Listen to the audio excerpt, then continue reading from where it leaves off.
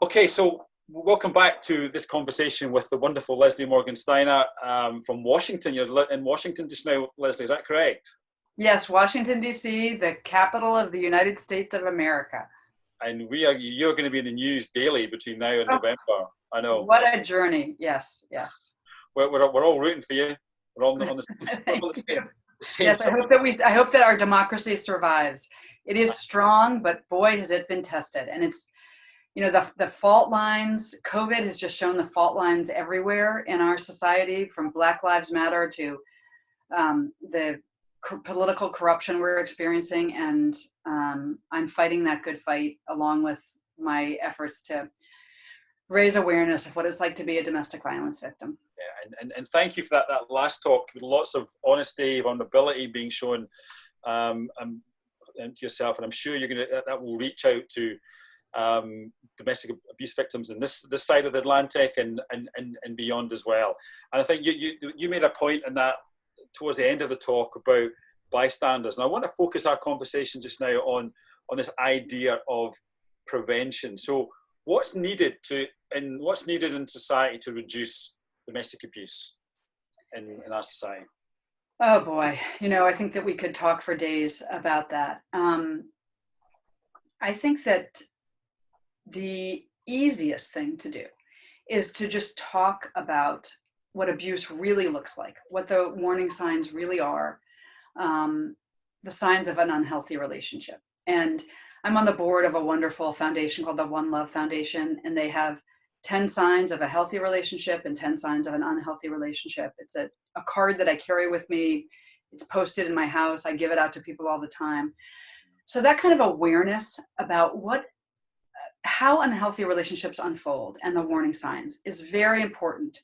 And unlike many other entrenched social problems, such as poverty or crime, I find that simply talking about abusive relationships is incredibly powerful. It's a big catalyst, and you can't unsee possessiveness and abuse once you start talking about it. So that's a short-term, easy thing that everybody listening right now can do today.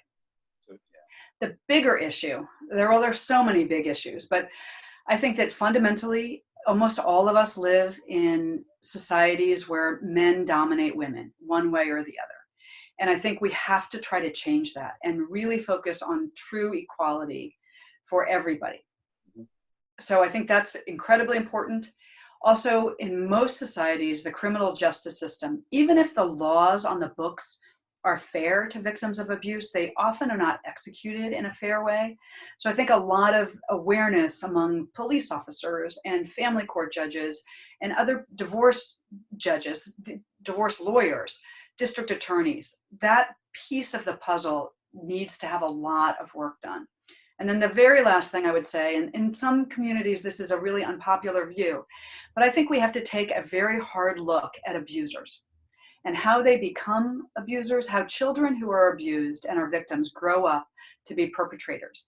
And we have to look at them, and mostly we're looking at men because they commit most of the violence, and have a lot more sympathy and understanding, which doesn't excuse the behavior.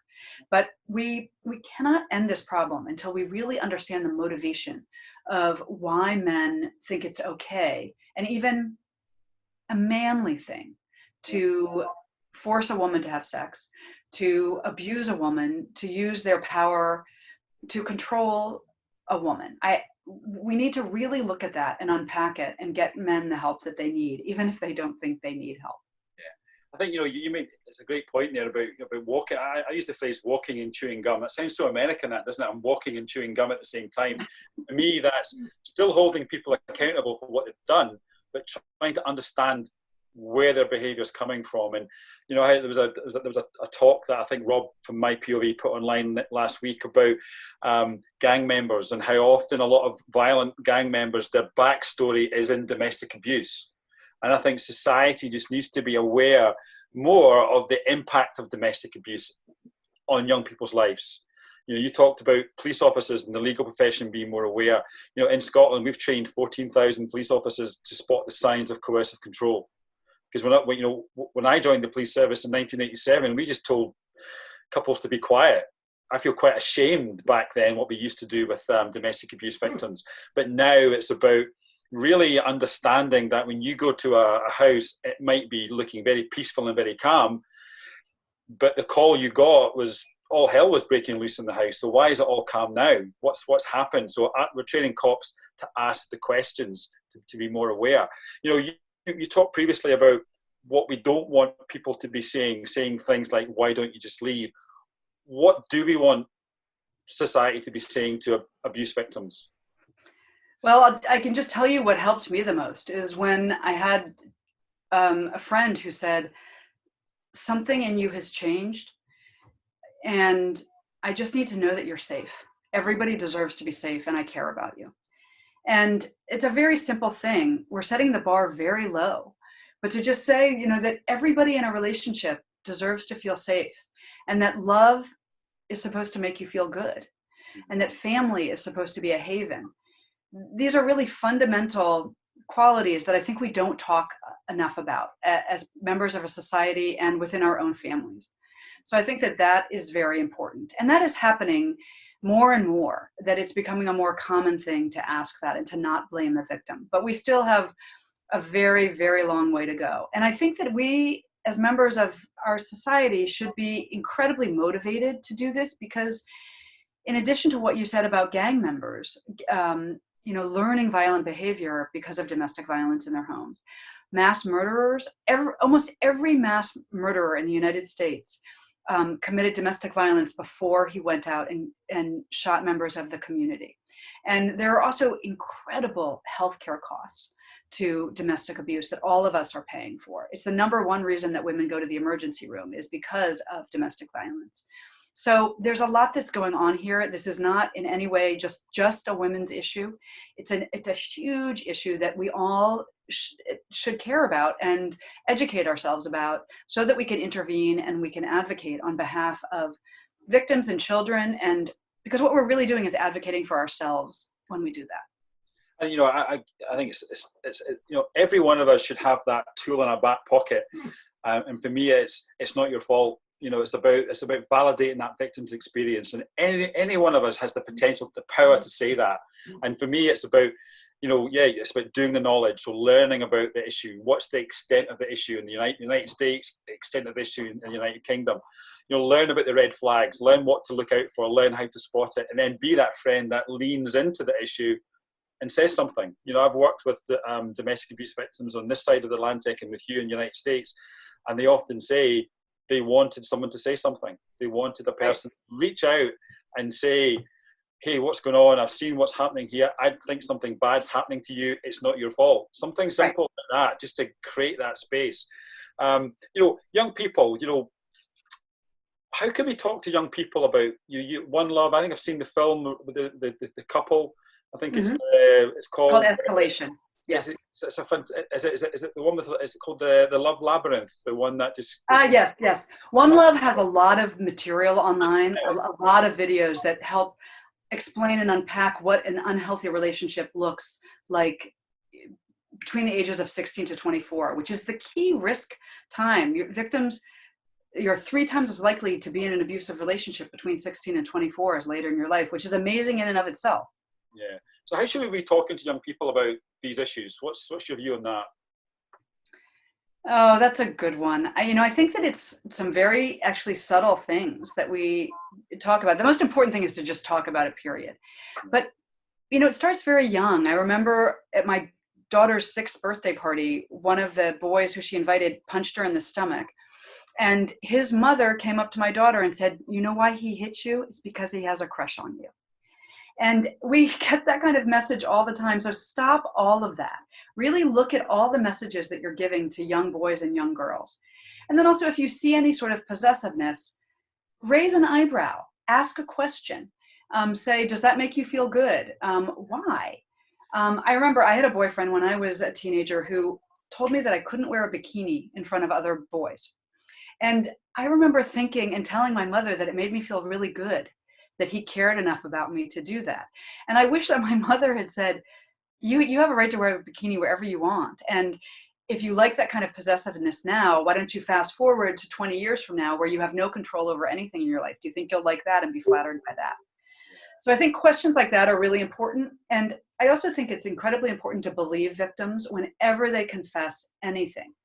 And it's sort of a knee-jerk reaction to say, oh, but he seems so nice, or gosh, your mother, she seems like such a good person. Are you sure she really hit you that hard?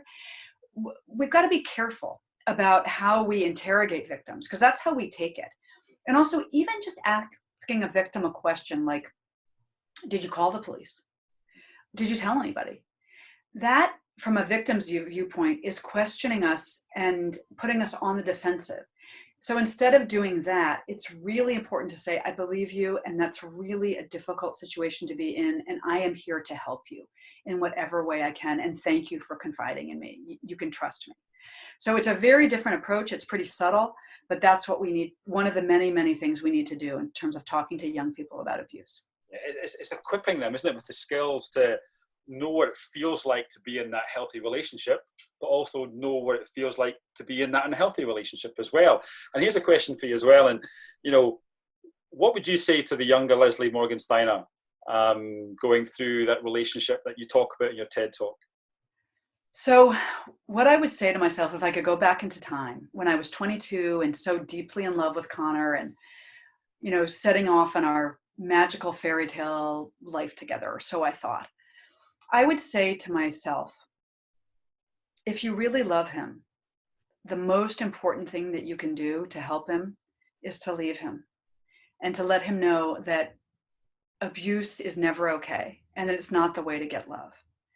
And I would tell myself that that is not love, and that the abuse was definitely going to get worse and that he could kill me.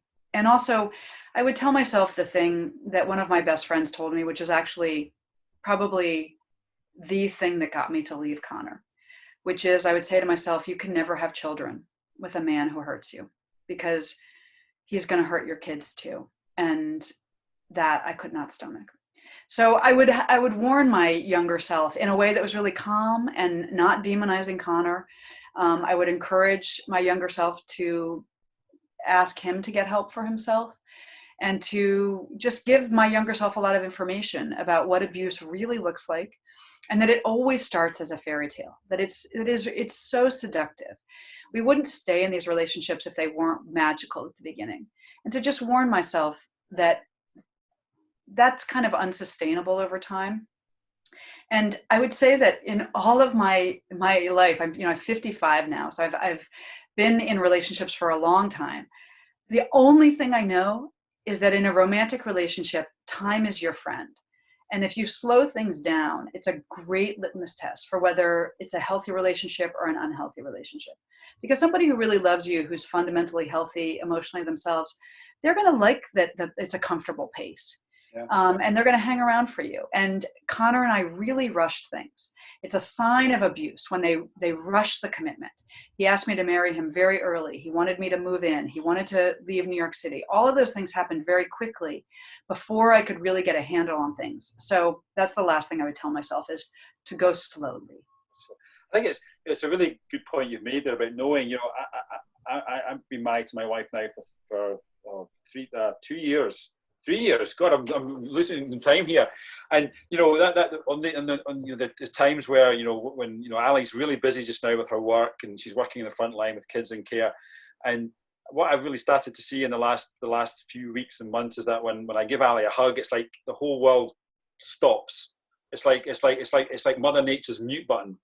All your worries go, and that for me is the sign that this is good. I'm not thinking about the stresses outside. It's everything and it's just me and the person that I care about and the person that I love. I think that's an important thing as well. So thank you for going back and talking about that. And the last question I want to ask is, what's the role of men? I know men are victims of domestic abuse. I know that. And you've acknowledged that anybody can be a victim of abuse, but I agree with you. We can't ignore the figures around these issues. What is the role of men in preventing domestic abuse in society? It's such a great question, and it dovetails so perfectly with what you just said about your own healthy relationship.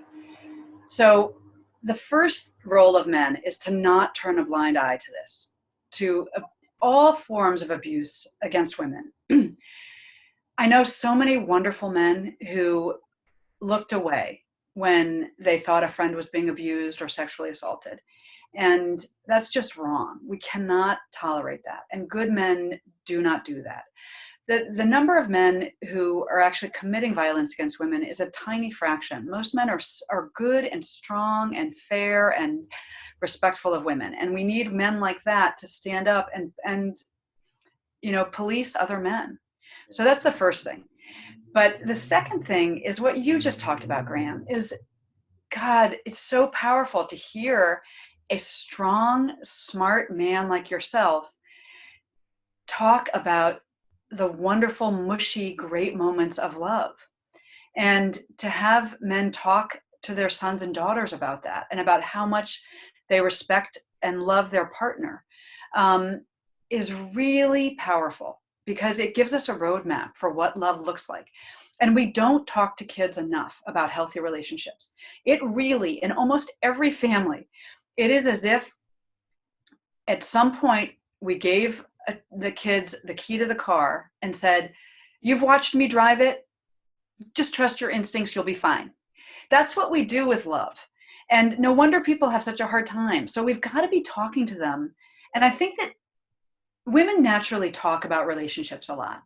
So the challenge is for men to do more of it and to talk again and again and again in as public forums as you possibly can, but definitely at home too, about what love means to you and what your relationship means to you, and to show that vulnerability and softness, because you're teaching the next generation. And everybody's listening, whether you're aware of it or not. When you're a strong man in any system, whether it's a family or a classroom or a police force or the political world or a celebrity, when you're talking about what love means to you, every person is listening. So men have a lot of power for good. And I encourage all men listening right now, starting today, to try to use that power and to talk about what love means to you. I think that first point you make there, and it resonated with me, is that, I've been looking at this word acceptable for the last few weeks. Any culture is defined by the worst behavior it is willing to accept.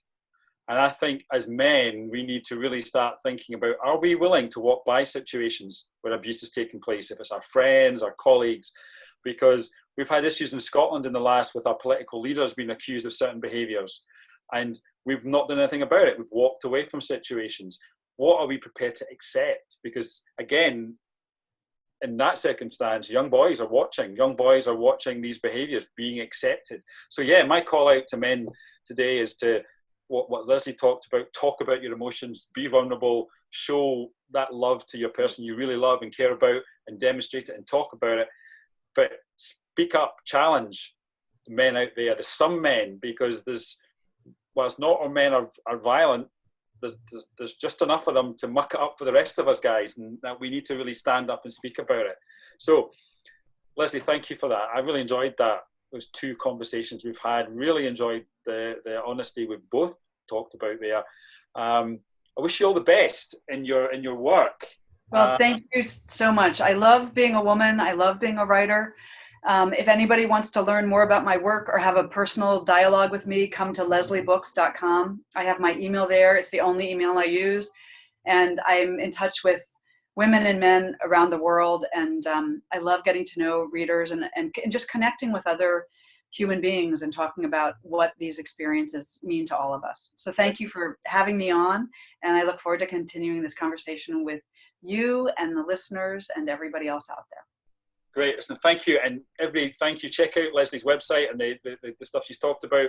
We'll post a link to Crazy Love on this TED Talk, on this link, of the TED Talk, and enjoy it and learn from it. And then go out and talk about these issues to everybody that's around you. Let's not sometimes think that as professionals, we keep it in our professional capacity. Talk about it to people you care about, your family, your friends, because that's the only way we're going to spread a lot of this knowledge out there. So thank you, and thank you to my POV for hosting today's session. Yes, thank you so much. Great, thank you.